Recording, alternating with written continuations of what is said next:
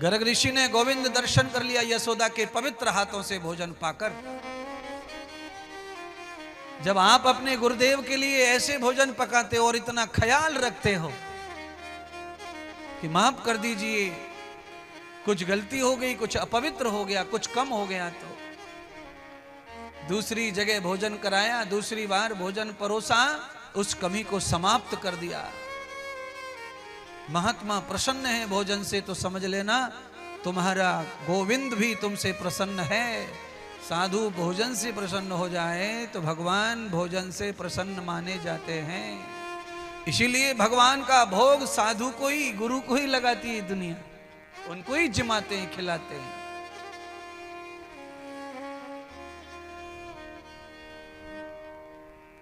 वही अपने रूप को भेजते हैं ऐसे गोविंद बनाकर।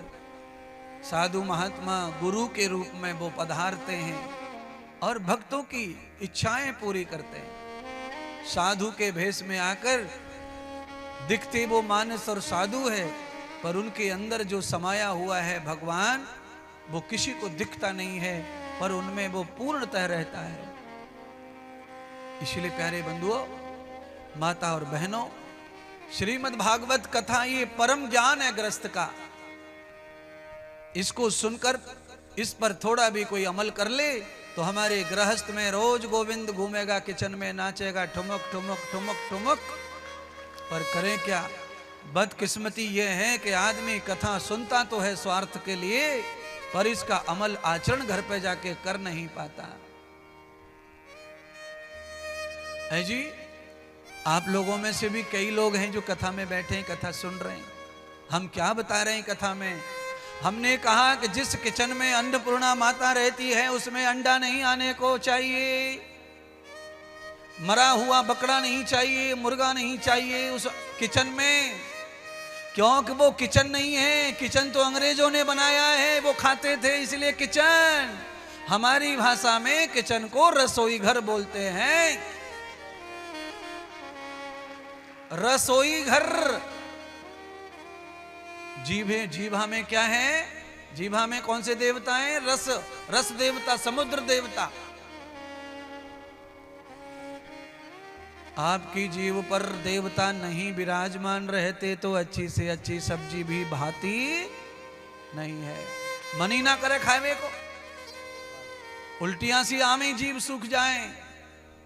इसीलिए जीभ का पानी ना सूखे, हर समय जीभ के ऊपर लार बनी रहे, जीभ हमेशा रसीली बनी रहे। उसके लिए तंबाकू नहीं खाओ, ज्यादा मत थूको। खाओगे तंबाकू, जीभ का पानी थूकोगे, लार जाएगी, रस बनेगा नहीं, लीवर फेल होगा, फेफड़े फेल होंगे। लार अच्छी बनेगी, फेफड़ा अच्छा रहेगा, श्वास नली अच्छी रहेगी, भोजन की नली अच्छी रहेगी। अच्छा बोलो, कलंतरी बैरिंग में ग्रीस सूख जाए तो क्या होगा? बैरिंग में ग्रीस न रहे तो क्या करेगी गोली? बैरिंग की घसने लगेगी धीरे धीरे, उसमें कट पड़ने लगेंगे, कट। बैरिंग की गोली में डॉट्स आ जाएंगे। ऐसे ही तुम्हारी अन्न नल का, श्वास नल का, फेफड़े में अगर सूखापन आ गया तो कट लगने लगेंगे, डॉट्स आ जाएंगे, उसको टीबी कहते हैं। अब आपकी मर्जी है, आपको जो करना है करो। महात्मा तो आपको बचाना चाहता है।